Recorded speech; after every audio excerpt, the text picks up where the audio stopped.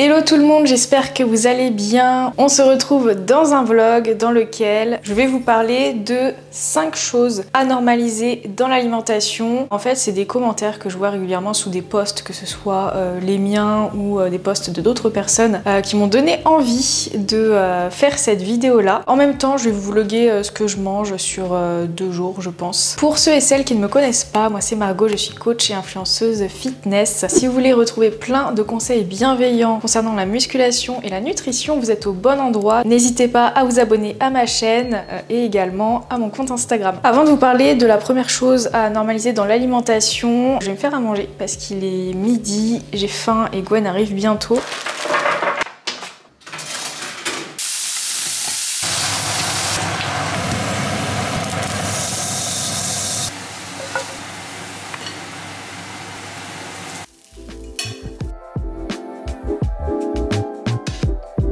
Alors les réseaux sociaux, que ce soit Instagram, YouTube, peut-être TikTok, je suis pas trop sur TikTok mais je pense que c'est pareil. Mais en fait tout ça c'est des vitrines de vie parfaite, quel que soit le sujet. Bien entendu l'alimentation est concernée. Quand on est intéressé par des sujets comme le fitness, la musculation, mieux manger pour atteindre un objectif, pour avoir une vie plus saine, bah forcément ce qu'on va voir au niveau de l'alimentation ça va être des assiettes très instagrammables, très saines, très healthy. Mettre en avant l'alimentation saine c'est une bonne chose parce que énormément de gens aujourd'hui mangent très mal, ne savent pas s'alimenter de manière équilibrée, ça c'est une réalité. Mais d'un autre côté, à force d'être bombardé d'images de l'alimentation parfaite, on peut être amené à culpabiliser lorsqu'on ne va pas faire pareil. Donc par exemple, on va avoir plein d'idées de recettes, plein d'inspirations pour manger sainement, donc on va se faire plein d'assiettes saines et tout, ça c'est bien. Mais en fait, dès qu'on va sortir un peu de ça, qu'on mangera pas forcément 100% healthy, etc., bah on peut vite être amené à culpabiliser et à plus savoir s'alimenter autrement qu'en faisant des choses instagrammables et qui sont validées, on va dire, par ce qui est accepté ou pas sur les réseaux. Et donc, ce qu'il faut, selon moi, normaliser dans l'alimentation, c'est le fait de se faire volontairement, entre guillemets, des repas qui sont pas 100% healthy. Alors, je vous invite pas à pas manger sainement, pas du tout. Ce que j'essaie de mettre en avant, justement, c'est que des repas parfaits tout le temps, c'est pas réaliste du tout. Par exemple, ce que je me suis fait ce midi, mes potatoes avec mes légumes surgelés et mon steak haché, je suis sûre, plein de gens matrixés justement par l'alimentation parfaite vont trouver ça scandaleux qu'une coach sportive mange des potatoes surgelés et des légumes surgelés. Et ça, de toute façon, je l'ai déjà vu en commentaire. Quand je conseille aux gens qui ont la flemme de cuisiner des légumes, de prendre des légumes surgelés, j'ai eu quelques commentaires comme quoi c'était pas bien de manger des légumes surgelés parce qu'il y avait des additifs, des sucres ajoutés, des sels ajoutés, etc. J'ai pas débattu dans les commentaires ou quoi, j'ai juste dit il suffit de regarder la composition. Mais c'est vrai que de toute façon, quand quelqu'un qui est censé donner l'exemple mange quelque chose qui est un petit peu industriel, ça fait un peu scandale pour certaines personnes et ça m'énerve un peu parce que le problème, ces commentaires me touchent pas, c'est juste que vu que ce sont des commentaires qui sont publics, je sais qu'il y a d'autres personnes qui vont les lire, des personnes qui ont peut-être des troubles alimentaires ou plein de croyances alimentaires et en fait ce genre de commentaires, ça renforce les gens dans ces schémas de troubles alimentaires en fait. Le fait d'être psychorigide dans son alimentation, ça c'est pas sain du tout parce que c'est source d'angoisse et l'angoisse, c'est pas quelque chose qui est bon pour le corps. Donc ce que j'aimerais qu'il soit un petit peu plus normalisé, ce sont les repas équilibrés mais imparfaits. J'aurais pu faire moi-même mes potatoes en épluchant mes pommes de terre, en les coupant en potatoes, en mettant mon huile, mes épices, etc.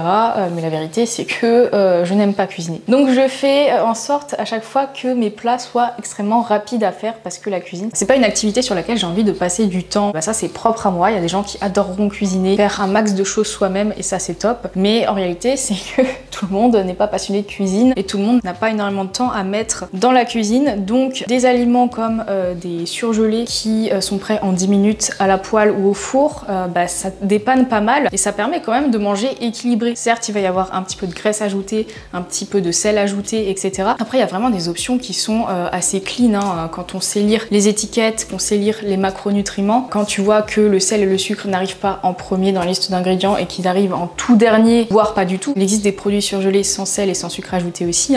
C'est pas dramatique. Alors, je pense qu'il faut normaliser ça parce que c'est quelque chose qui est réaliste. Faut arrêter en fait de normaliser la perfection. Je pense qu'il faut normaliser quelque chose qui est réaliste, des alternatives qui sont réalistes et qui sont tout à fait ok. Je le dis en tant que coach sportif sportive, c'est ok de ne pas cuisiner tout soi-même tout le temps. Autre chose qui selon moi est important à normaliser, c'est le fait d'être une femme et de manger plus qu'un homme, parce que besoin plus élevé qu'un homme. Alors c'est vrai qu'en pratique, les hommes auront des besoins plus élevés que les femmes parce qu'ils ont une masse musculaire plus importante que celle des femmes. Mais aujourd'hui, dans notre société, il y a beaucoup d'hommes qui sont sédentaires, beaucoup de femmes qui sont sédentaires aussi, mais il y a aussi beaucoup de femmes qui sont très actives, comme des hommes qui sont très actifs. Si on est une femme, qu'on fait du sport plusieurs fois par semaine, qu'on fait pas mal de pas par jour, qu'on se muscle et du coup qu'on obtient une masse musculaire assez importante, et qu'à côté on a un homme qui fait moins de sport, qui ne cherche pas à se muscler, etc.,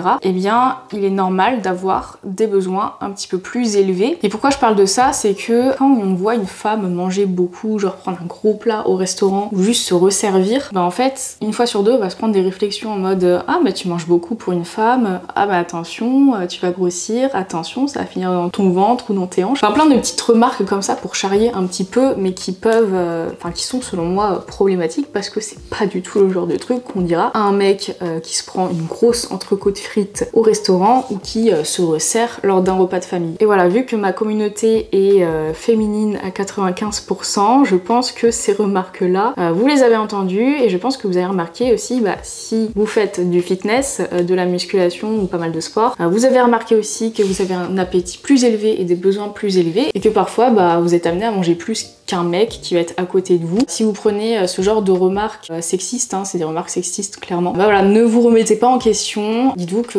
c'est normal que je mange plus parce que moi je fais pas mal de sport, je suis pas mal musclée, je veux par exemple prendre de la masse ou juste je me dépense beaucoup donc faut que je mange quoi. Donc voilà, je pense que c'est quelque chose qu'il faut normaliser aussi parce que c'est un gros cliché ça, que la femme doit manger de la salade, faire hyper gaffe à sa ligne et pas les mecs. Voilà, moi je trouve que c'est quelque chose d'un peu injuste personnellement et qui nous fait facilement culpabiliser, surtout quand on grandit, quand on est ado.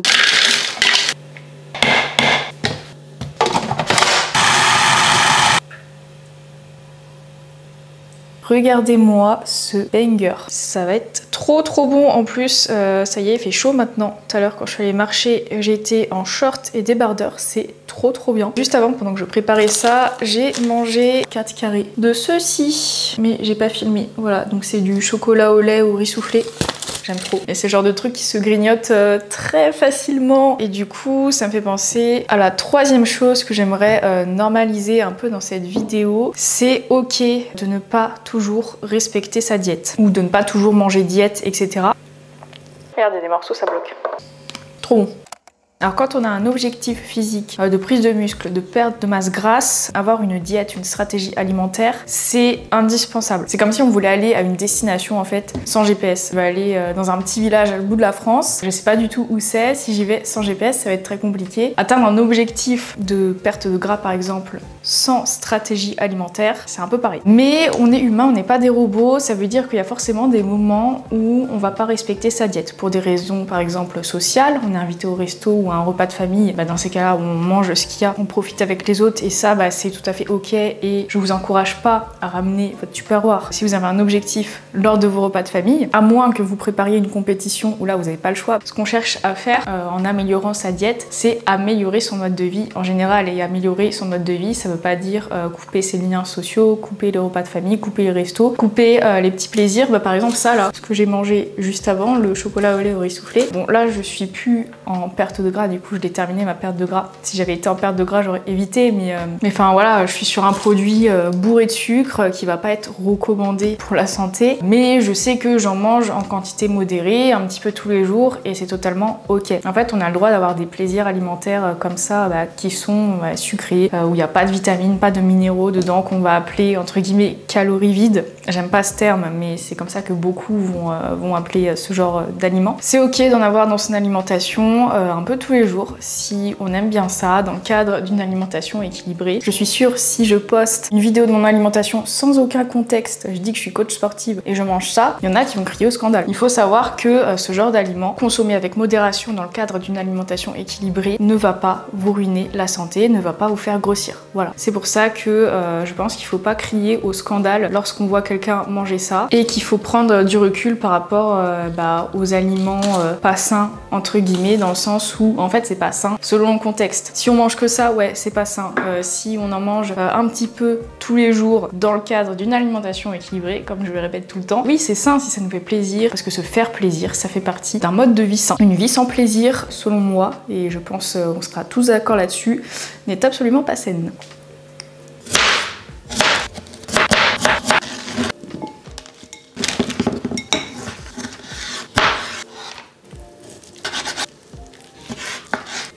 Quatrième chose à normaliser, les amis, c'est de manger beaucoup le soir. Qu'est-ce que j'entends par manger beaucoup le soir? Il y a un gros cliché qui dit que le soir, il faut manger léger parce que on va dormir et donc on dépense pas beaucoup de calories la nuit, donc on n'a pas besoin de beaucoup manger. On n'a pas besoin d'apporter beaucoup de calories à son corps vu qu'après on ne se dépense pas. Et donc, si on mange beaucoup le soir, on prendrait plus facilement du gras. Moi, je sais qu'à mes débuts, lorsque j'ai commencé la salle, j'avais même des coachs qui me disaient, après 17 h, pas de glucides, parce qu'après tout est stocké la nuit. C'est complètement faux. C'est complètement faux, c'est un gros cliché. Bah, ça entraîne du coup des restrictions le soir. Alors que le soir, il y a des gens qui n'ont pas forcément très faim, donc qui mangeront léger. Et t'as d'autres personnes qui auront très faim le soir et qui auront envie de se faire un gros repas. Et ça, c'est tout à fait ok. Et même quand on a un objectif de perte de poids, on peut tout à fait faire en sorte que le dîner, si on a plus faim à ce moment-là, on peut faire en sorte que le dîner, ça soit le plus gros repas de la journée, parce que ce qui compte, c'est les apports alimentaires qu'on va avoir au total sur 24 heures, voire même sur une semaine. Peu importe l'heure des repas. Donc voilà, le soir, il faut pas avoir peur de manger des féculents, faut pas avoir peur de manger quelque chose de sucré, soi-disant qu'on va stocker après. Ce qui compte, encore une fois, c'est la balance énergétique sur 24 heures ou sur la semaine. Donc tant qu'on n'est pas en surplus calorique, si vous voulez, on ne va pas grossir même si on mange énormément le soir. Bon après là, c'est peut-être pas mon meilleur exemple parce que je suis sur une salade, alors c'est un Pokéball saumon, donc ça fait très healthy, très instagrammable, mais les Pokéball saumon, je trouve que c'est un banger. J'aime autant manger un Pokéball saumon qu'une pizza, pour vous donner une idée. C'est vrai que quand on a une approche équilibrée de l'alimentation, en fait on se fera autant plaisir avec quelque chose comme ça qu'avec un McDo, voire même là, enfin un McDo personnellement ça ne m'inspire pas du tout. Mais du coup oui, le soir si vous avez faim, mangez, ne vous privez pas d'aliments le soir sous prétexte que c'est le soir et que le soir il faut se restreindre, c'est totalement faux. Ce qui compte c'est vraiment l'équilibre sur la journée. Et moi j'ai très longtemps eu cette croyance de manger très léger le soir. Pendant des années, je n'ai pas touché aux féculents le soir parce que je pensais que c'était pas le moment. Et ça peut être même contre-productif de ne pas manger de féculents le soir. Par exemple, si on s'entraîne le matin, on fait du sport le matin, que ce soit du cardio ou de la muscu, peu importe, mais quand on fait une activité physique le matin, ce qu'on aura mangé le soir, la veille, ça compte. Si je mange pas de féculents le soir et que je vais m'entraîner le matin, même si je prends un petit déj, je vais pas avoir beaucoup de jus, alors que si je mange un repas complet, équilibré, donc avec des glucides et des féculents, eh bien je vais avoir plus d'énergie pour mon entraînement du lendemain matin. Donc voilà, tout ça pour dire que si actuellement vous avez peur de manger des repas complets le soir, faut arrêter avec cette croyance parce que c'est restrictif, ça amène à la frustration, à la culpabilité si jamais on est amené à faire un gros repas le soir. Voilà, faut vraiment normaliser dans sa vie de manger un repas complet le soir.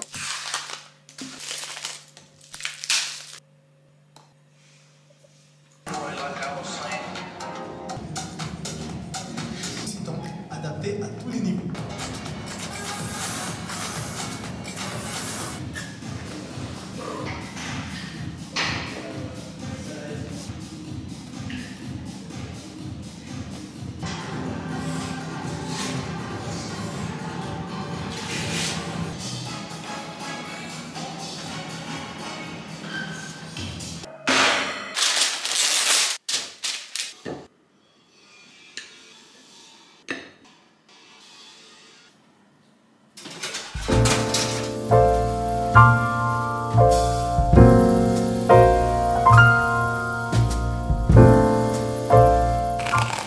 Bon du coup les amis, je vous retrouve le lendemain, petit déjeuner après mon entraînement de ce matin à 7 h. Vous avez vu, avant l'entraînement, j'ai mangé une banane et du chocolat pâtissier. Ça c'est ma collation du matin avant l'entraînement. Lorsque je n'ai rien préparé, d'habitude je prépare toujours un gâteau, genre le cake tout choco du ebook Choco Addict ou un autre gâteau de mes programmes. Mais là, j'avais rien fait. Du coup, il me restait un 5e point. Qu'est-ce qu'il faut selon moi, normalisé dans l'alimentation, ou en tout cas là ça va être plutôt dénormalisé. Pour moi, il faut arrêter de se permettre de juger l'alimentation des autres, même sous couvert de bienveillance, parce que je sais qu'un jugement n'est pas forcément malveillant. On va faire des remarques sur l'alimentation des autres, que ce soit dans la vraie vie ou sur les réseaux, par bienveillance, parce qu'on se pense bienveillant et parce qu'on pense qu'on a les connaissances nécessaires pour donner un avis. Moi je pense qu'il faut dénormaliser ça, c'est-à-dire qu'il faut arrêter. Pourquoi est-ce que faire une remarque, juger l'alimentation d'autrui est selon moi problématique? Parce que souvent on connaît pas du tout le contexte, on connaît pas du tout le contexte mental de la personne, le contexte médical, on sait pas si la personne a des pathologies qui fait que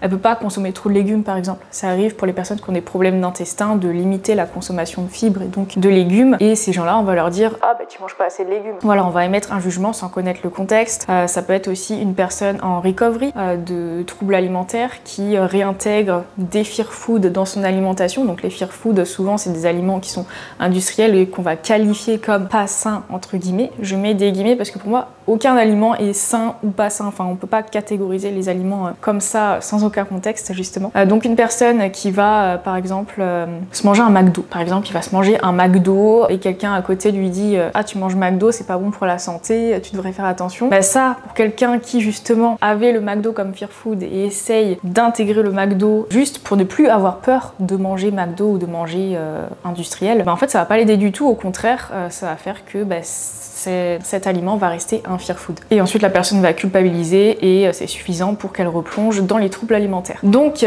voilà déjà pourquoi il faut pas se permettre de juger l'alimentation de quelqu'un. On ne connaît pas son contexte au niveau de la santé et son contexte mental. Et donc en émettant un jugement, ce qu'on fait c'est qu'on pense éduquer. Le problème c'est que les personnes qui font ces remarques sont jamais des professionnels de la nutrition et plutôt qu'éduquer en fait on culpabilise. On culpabilise la personne plus qu'autre chose. Et également en faisant ça, en fait on projette ses propres règles alimentaires comme si elles étaient universelles. Sauf que c'est pas le cas du tout, comme je vous l'ai dit. L'alimentation c'est quelque chose qui est très contextuel. On peut pas mettre un plat dans la case sain ou pas sain, bon ou mauvais. Tout dépend du contexte. Si vous voyez quelqu'un par exemple s'enfiler une bonne grosse glace, une bonne grosse Ben & Jerry, bah ouais c'est industriel, c'est plein de sucre, ça apporte pas de micronutriments intéressants pour la santé. Peut-être que vous allez la juger en mode ah je sais pas comment elle fait pour manger ça, c'est pas sain du tout, elle se ruine la santé. Sauf que ça se trouve la personne, ça fait 2 mois qu'elle a pas mangé une seule glace. Enfin bref, c'est pas parce que vous avez une certaine façon de manger,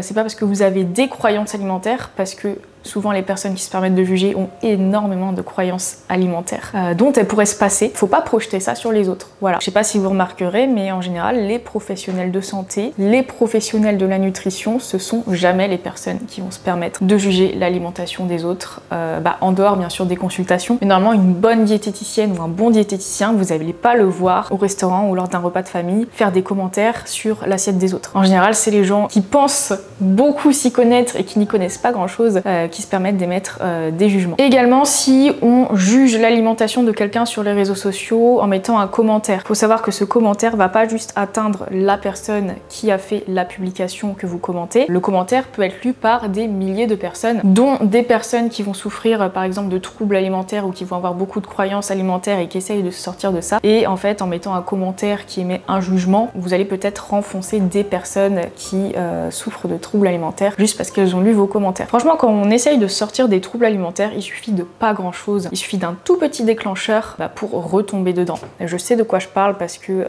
je l'ai vécu. Les personnes qui ont des troubles alimentaires qui regardent cette vidéo, je pense que vous serez d'accord avec moi. Et du coup, la bienveillance n'est pas du tout une excuse. Surtout, comme je le dis depuis le début de la vidéo, l'alimentation n'a pas à être parfaite. Regardez mon petit-déj. Bon, il n'y a pas de fruits, il n'y a pas de légumes. Après, les légumes au petit-déj, c'est assez rare. mais en général, c'est vrai que j'ai toujours une source de fruits dans mes petits-déj. Bon, mon fruit, je l'ai pris ce matin. J'ai pris ma banane en collation avant l'entraînement. Et là, j'ai quoi? J'ai du pain de mie. Il y en a plein qui vont trouver ça scandaleux de manger du pain de mie parce que c'est un aliment industriel. J'ai du jambon blanc. Il y en a plein qui vont crier scandale parce que le jambon blanc, pareil, c'est industriel. Je précise qu'il est sans nitrite. Maintenant, ils font du jambon sans nitrite, c'est bien. Mais oui, ça reste quelque chose d'industriel. Il y en a plein qui vont crier scandale sur le fromage de chèvre parce que c'est pas des bons lipides. Et effectivement, le fromage, on est sur des acides gras saturés. C'est pas l'acide gras à privilégier, mais ça va être ma seule source de fromage de la journée. Tout est une question d'équilibre et de dosage. J'adore quand ça croustille comme ça. Mais si moi, en tant que coach sportif, je devais émettre un jugement purement factuel sur mon repas, je me permets de juger mon propre repas quand même.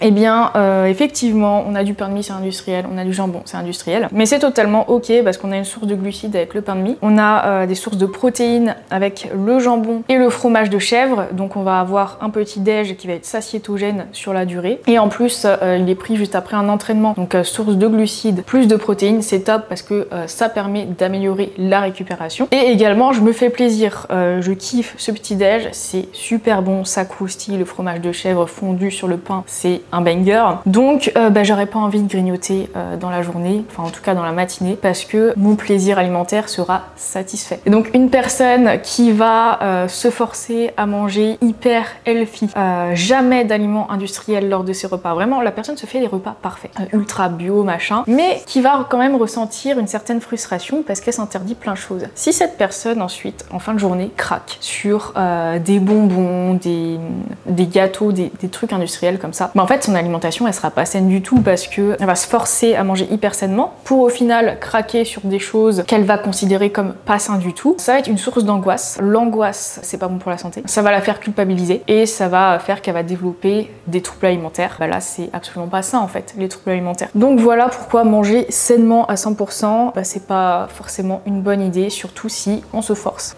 Bon les amis, voilà pour cette vidéo. J'espère que le sujet de la vidéo vous aura plu. Si vous avez d'autres idées de concepts un peu dans ce style où je vlog et je vous donne par exemple 5 points sur un sujet précis, n'hésitez pas à me donner des idées en commentaire. N'oubliez pas de liker la vidéo, de vous abonner à ma chaîne. Et sur ce, je vous fais des gros bisous et on se retrouve très bientôt pour une prochaine vidéo.